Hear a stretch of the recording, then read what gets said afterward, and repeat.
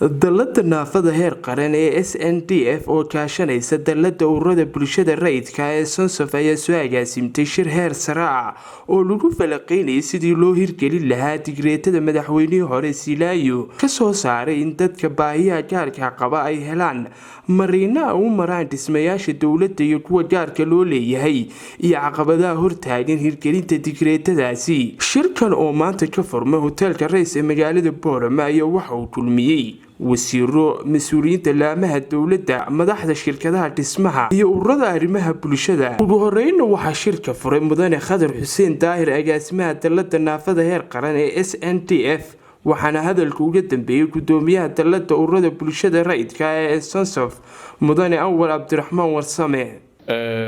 anigoo ku hadlaya magaca dallada naafada heer qaran ee Somaliland National Disability Federation SNDF,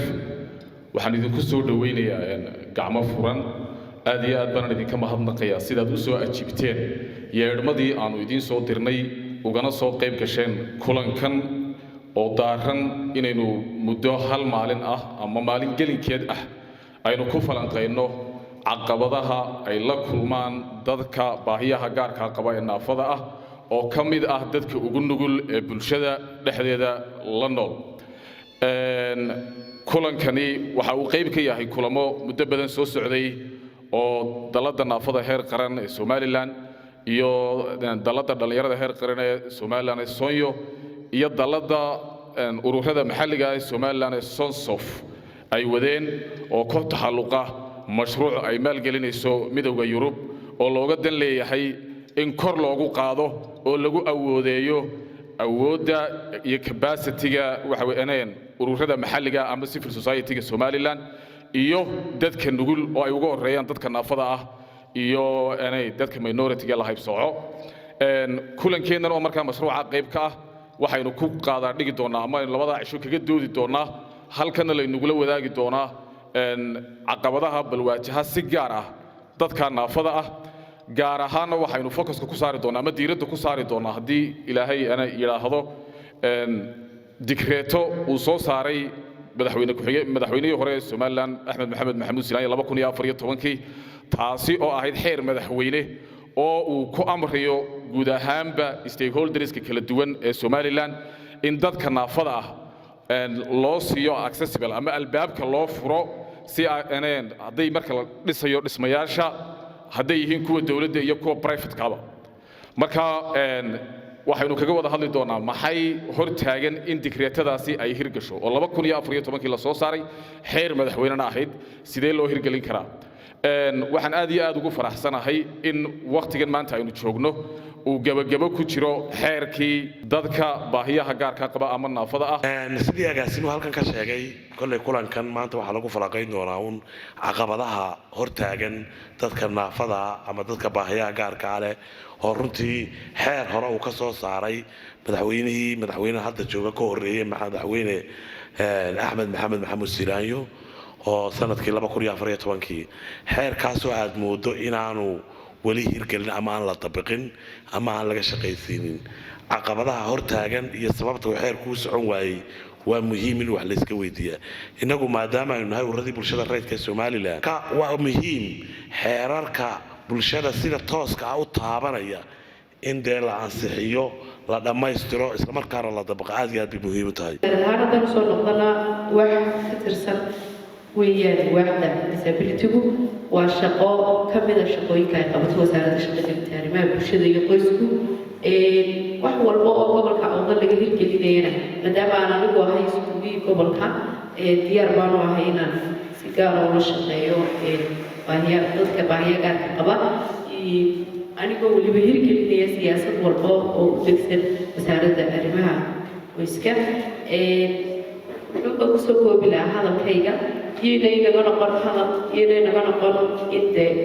qof walba waraaykiisa cabiro si qurux badan weliba u cabiro laakiin ha noqdo wax ficil qurux badan uu ka dhasho. annagu ka wasaarad ahaan had iyo habeen waxaan u taaganahay naafada inay wax hirgalaan. accessibility-ga marka laga hadlayo inan baa ma dhawayto ka dhawaajto si wasaaradda waxbarashada kaliya ma arkay meelaha raamiska leh walaashay ama inta aad yarka wahay dhammaan xafiisyada wasaaradda ku yaala raamiska way leeyihiin wasiirka iyo agaasimaha guud dhammaan intu waxay fadhiistaan dabaqyada hoose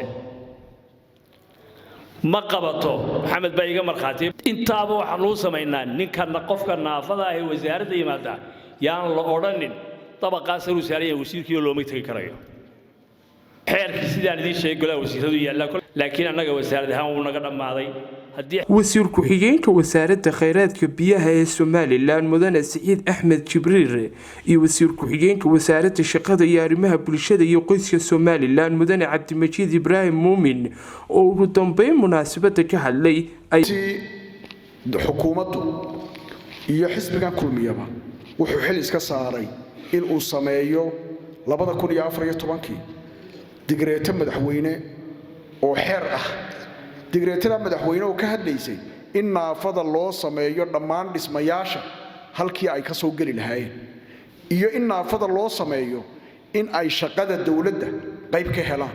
oo la qaro sidaa daraadeed haddii gaab isku yimid inaad u doodaan idinka idinta la waayo idinka ila arrimi bulshada la doodayna waxaan hadalkayga ku soo gabagabeynaya anoo haadin halbayneenaya inaad doodiina labada maalmooda ama maalinta ah xooga saartaan sida nuxur uga soo bixi lahaa ee aad u dabageli lahaydeen haddii xeerkii dhiman yahay iyo xuquuqaadkii kale haddii ka dhiman yihiin midada kulankeena uu daaran yahay wuxuu ahaa uu dhibaatooyinka iyo caqabadaha ama duruufaha ay la kulmaan dadka naafada ah markaynu ka hadlayno dadka naafada ah ama caqabadaha ama dhibaatooyinka la soo darsaayno ka hadlayno haddii aynu maanta oo leeyahay trisin idhaano ma soo koobi karno waayo dhibaatooyinka ugu waaweyn dadka naafada ay la kulmaan waxa kamid ah in goobaha waxbarashada ama caafimaadka ha noqoto ama wasaaradaha guryaha fooqaqa ha noqoto inaanay si sahlan ku gali karin wasaaradda shaqagelinta arrimaha bulshada iyo qoysku iyadoo ka duulaysa mandate-ka ay u aasaasan tahay isla markaana ahamiyadda iyo mudnaanta siinaysa dadka naafada ah